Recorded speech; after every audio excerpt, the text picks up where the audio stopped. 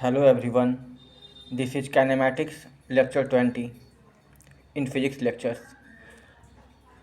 दो न्यूमेरिकल और देख लीजिए आप लोग, फिर हम लोग ग्राफ के बारे में पढ़ेंगे जानेंगे। सवाल दिया हुआ है, velocity and acceleration of a particle at time t is equal to 0 are u is the initial velocity. कितना दिया हुआ है? 2i cap plus 3j cap metre per second. And acceleration A का वैल्यू कितना दिया हुआ है in the factorial form? 4i cap plus 2j cap metre per second square respectively. Find the velocity and displacement of particle at t is equal to 2 second. अब simple सा बात है, particle जो है वो अलॉन्ग आई कैप और जे cap दोनों direction में चल रहा है, ठीक है, यानी कि उसका स्पीड भी है, एक्सेलरेशन भी है। तो एक उपाय तो ये है कि हम लोग x को अलग डील करें, y को अलग डील करें और लास्ट में दोनों को वेक्टोरियली लिख दें। दूसरा है कि भाई साथ में ही कर लेते हैं, क्या दिक्कत है, ईजी है, इसलिए हम लोग एक साथ ही कर लेंगे। तो हम लोग यूज करेंगे v is equal to U plus A T. क्यों यूज कर पा रहे हैं? क्योंकि ध्यान दीजिएगा आप कि एक्सेलरेशन का वैल्यू है 4i cap plus 2j cap, तो अलॉन्ग x भी एक्सेलरेशन है 4, वो कांस्टेंट है, और अलॉन्ग y भी एक्सेलरेशन है 2, वो भी कांस्टेंट है। तो हम लोग इक्वेशन ऑफ मोशन यूज कर पा रहे हैं, ठीक है। तो u का वैल्यू कितना है? 2i cap plus 3j cap, वो लिख दिए, प्लस एक्सेलरेशन का मान लिख दिए 4i cap plus 2j cap, into time कितना है हम लोग को निकालना है 2 सेकंड के बाद, तो 2 डाल दिए, आंसर आ जाएगा 2 और 4 2 जा 8, तो 8 प्लस 2 10i कैप और प्लस 3 है यहाँ पर 3, और यहाँ पे कितना हो जाएगा 2 2 जा 4, 4 प्लस 3 कितना 7j कैप। ये हम लोग का वेलोसिटी आ गया। अगर बोलेगा निकालने के लिए वेलोसिटी का मैग्नीट्यूड, तो लगा देंगे रूट अंडर 10 स्क्वायर प्लस 7 का स्क्वायर, जो भी होगा बता देंगे। नेक्स्ट है s is equal to U T plus half A T square. तो हम लोग मान लिए कि 2 सेकंड के बाद जो डिस्प्लेसमेंट है उसको नाम दे दिया s2। जिस प्रकार वेलोसिटी जो 2 सेकंड के बाद था उसको नाम दे दिए थे v2, यहाँ पे डिस्प्लेसमेंट आफ्टर 2 सेकंड नाम दे दिए s2। क्या होगा ut, u का वैल्यू डाल दिए, टाइम का मान 2 सेकंड, हाफ, ए का मान डाल दिए 4i cap plus 2j cap, और टाइम कितना है 2, तो 2 का स्क्वायर, 2 से 1 2 कट जाएगा, तो 2 4 2 जा 8 और प्लस 4 कितना हो जाएगा 12i कैप, और यहाँ से आ जाएगा 3 2 जा 6 और प्लस 4 यानी कि 10j कैप मीटर, ठीक है। इसके बाद करेगा मैग्नीट्यूड का, तो हो जाएगा रूट अंडर 12 का स्क्वायर प्लस 10 का स्क्वायर, कितना हो गया 244 मीटर, ठीक है ना, रूट अंडर। अगला सवाल देखिए आप लोग, क्वेश्चन दिया हुआ है, velocity of a particle in X Y plane at any time t is v is equal to 2ti cap plus 3t square j cap metre per second. At t is equal to 0 particle start from the coordinates 2 and 4, यानी कि x coordinate 2 है, y coordinate 4 है, कब t बराबर 0 पर, यानी कि जहाँ से ऑब्जर्वेशन शुरू किए। फाइंड, पहला है acceleration of the particle at t is equal to 1 second, यानी कि 1 सेकेंड के बाद कितना होगा acceleration. Position vector and coordinates of the particle at t is equal to 2 second. अब देखिए, सबसे पहले हम लोग एक्सेलरेशन निकाल लेते हैं। एक्सेलरेशन का वैल्यू होता है डी बाई डी टी। भी का एक्सप्रेशन दिया हुआ था, कितना दिया हुआ था 2ti cap plus 3t square j cap. Differentiate करेंगे इसको, तो t का डिफ्रेंशिएशन हो जाएगा 1, यहाँ हो जाएगा 2i कैप, यहाँ हो जाएगा 3 2 6 और t 60j कैप। अब समझिए, एक्सेलरेशन का वैल्यू है 2i cap plus 60j cap, तो अलॉन्ग x एक्सेलरेशन कांस्टेंट है, वो कितना है 2, और अलॉन्ग y कितना एक्सेलरेशन है 60, जो कि डिपेंड करेगा t पर, ठीक है। तो यहाँ पे एक्सेलरेशन कांस्टेंट नहीं है, तो अलॉन्ग x जो होगा इक्वेशन ऑफ मोशन यूज कर पाएंगे, अलॉन्ग y हम लोग इक्वेशन ऑफ मोशन यूज नहीं कर पाएंगे। तो हम लोग डायरेक्ट डेफिनेशन पाएंगे, ठीक है ना। जो डेफिनेशन क्या है a का D V by D T, वो हमेशा एप्लीकेबल होता है, चाहे वो एक्सेलरेशन कांस्टेंट रहे या नॉन कांस्टेंट रहे, ठीक है।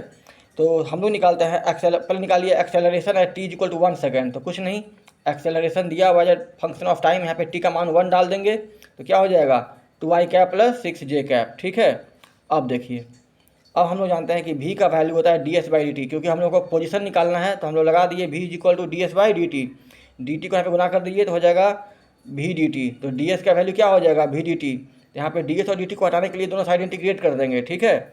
हम मान लिए कि ds लोअर लिमिट क्या हो गया s0 और अपर लिमिट s2, यानी कि लोअर लिमिट का मतलब हुआ कि पोजीशन कहाँ t बराबर 0 पर, ठीक है, और s2 का मतलब क्या हुआ पोजीशन कब 2 सेकंड के बाद। भी का वैल्यू दिया हुआ है in the terms of T, कितना दिया हुआ है 2ti cap plus 3t square J cap and it is dt। मान लीजिए v0 टू v2, और जब इसको हम लोग इंटीग्रेट करेंगे तो इसका इंटीग्रेशन हो जाएगा 2t स्क्वायर बाई 2 से 2 कट जाएगा तो कितना आ जाएगा टी स्क्वायर आई कैप। इसका इंटीग्रेशन हो जाएगा 3t क्यूब बाई 3 कट जाएगा तो क्या होगा टी क्यूब जे कैप। और v0 मतलब क्या हुआ वेलोसिटी एट t बराबर 0, तो यहाँ पे इनिशियल लिमिट डाल देंगे t बराबर 0। और v2 मतलब क्या हुआ वेलोसिटी एट t बराबर 2 सेकेंड, तो यहाँ पे अपर लिमिट डाल देंगे t is equal to 2 second. तो हम लोग को इंटीग्रेशन करने के बाद कितना आ गया है टी स्क्वायर आई कैप प्लस टी क्यूब जे कैप। और लिमिट्स कहाँ से कहाँ पुट करना है 0 to 2। S2 का हमको मान निकालना है, तो वेक्टोरियल फॉर्म में उसको मान लेते हैं एक्स आई कैप प्लस वाई जे कैप। क्यों? क्योंकि 2 डायमेंशनल मोशन है, सब काम हो रहा है अलॉन्ग एक्स और अलॉन्ग वाई, तो पोजीशन भी जो होगा वो कहाँ होगा अलॉन्ग एक्स और अलॉन्ग वाई। तो इसको मान लिया अपना मन से एक्स आई कैप प्लस वाई जे कैप, यानी कि एक्स जो है वो फाइनल कोऑर्डिनेट्स है, वाई जो है फाइनल कोऑर्डिनेट्स है। ठीक है, एक्स कहाँ है अलॉन्ग एक्स एक्सिस और वाई कहाँ है अलॉन्ग वाई एक्सिस। और S0 तो दिया ही हुआ था, इनिशियल कोऑर्डिनेट्स कितना था 2 और 4, यानी कि 2i कैप और 4j कैप। तो S2 को लिख देंगे एक्स आई कैप प्लस वाई जे cap minus 2i cap plus 4j cap. यहाँ पर पहले डालेंगे अपर लिमिट तो क्या होगा 4i cap plus 8j cap, फिर डालेंगे लोअर लिमिट तो क्या होगा 0 प्लस 0 यानी कि 0। तो यहाँ से वैल्यू आ जाएगा X I cap plus Y J cap minus 2i cap plus 4j cap is equal to 4i cap plus 8j cap minus 0। इसको उधर ले जाएंगे तो 4 और प्लस 2 हो जाएगा 6i कैप और 8 प्लस 4 हो जाएगा 12j कैप। अब इन दोनों को कंपेयर करेंगे तो हम लोग समझ गए हैं कि x का मान 6 है, y का मान 12 है, यानी कि फाइनली जो फाइनल कोऑर्डिनेट्स होगा पार्टिकल का कब 2 सेकंड के बाद वो कितना होगा 6 और 12। अब मेथड 2 देखिए, हम लोग थोड़ा ऐसे ही बस ये है कि हम लोग कंसेप्ट समझने का कोशिश कर रहे हैं। तो हम लोग जानते हैं कि x के अलॉन्ग जो एक्सेलरेशन है वो कांस्टेंट है, तो सीधे लगा देंगे इक्वेशन ऑफ मोशन। तो s का वैल्यू कितना है ut plus half at square. ठीक है, तो t बराबर 0 था। ठीक है, जस्ट ए मिनट,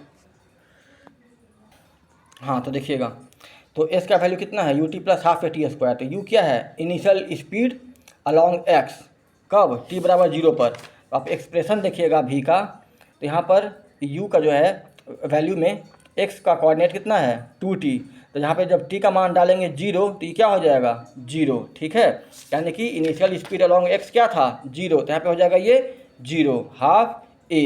एक्सेलरेशन का वैल्यू अलॉन्ग x कितना दिया हुआ है 2, दैट इज कांस्टेंट, यहाँ पे हो जाएगा हाफ इंटू 2। और टी स्क्वायर का मान हम लोग को 2 सेकंड के बाद निकालना है, तो 2 का स्क्वायर 2 से 2 कट गया, 2 2 जा 4 कितना आ गया 4। और ध्यान दीजिएगा t बराबर 0 पे वो चलना शुरू किया था माना है इस इक्वेशन के अकॉर्डिंग। तो t बराबर 0 से t बराबर 2 सेकंड के बाद तक डिस्प्लेसमेंट कितना हुआ है 4, और शुरू का x कोऑर्डिनेट कितना था 2। तो ओवरऑल जो होगा final coordinate along x particle का वो कितना हो जाएगा 4 + 2 यानी कि 6। ठीक है, y के अलॉन्ग एक्सेलरेशन कांस्टेंट नहीं है, that is a function of time, तो इक्वेशन ऑफ मोशन यूज नहीं कर सकते हैं। तो क्या लगाएंगे इंटीग्रेशन लगा दिए, हम मान लिए डिस्प्लेसमेंट अलॉन्ग y डायरेक्शन वो हो जाएगा s डैश, तो यहाँ पर लिख दिए ds dash is equal to कहाँ से कहाँ इनिशियल कोऑर्डिनेट अलॉन्ग y कितना था पार्टिकल का 4, और फाइनल कोऑर्डिनेट्स मान लिए हैं s। और y के अलॉन्ग उसका जो वेलोसिटी का एक्सप्रेशन था वो कितना आया था हम लोग का दिया हुआ था 3t स्क्वायर। यहाँ पे डाल देंगे v का वैल्यू 3t स्क्वायर, इंटीग्रेट करेंगे तो 3t क्यूब बाई 3 3 3 गया, क्या बचेगा t क्यूब, डालेंगे कहाँ से कहाँ 2 से 0, तो 2 2 जा 4 2 जा 8 और माइनस 0 कितना हो जाएगा 8। और फिर देखिए ये s डैश माइनस 4 का मान आ गया 8, 4 उधर जाएगा कितना हो जाएगा 8 4 12। ठीक है, तो 2 सेकंड के बाद x कोऑर्डिनेट कितना आ गया है 4 और y कोऑर्डिनेट कितना आ गया है 12, तो फाइनल पोजीशन जो होगा पार्टिकल का 2 सेकंड के बाद वो कितना हो जाएगा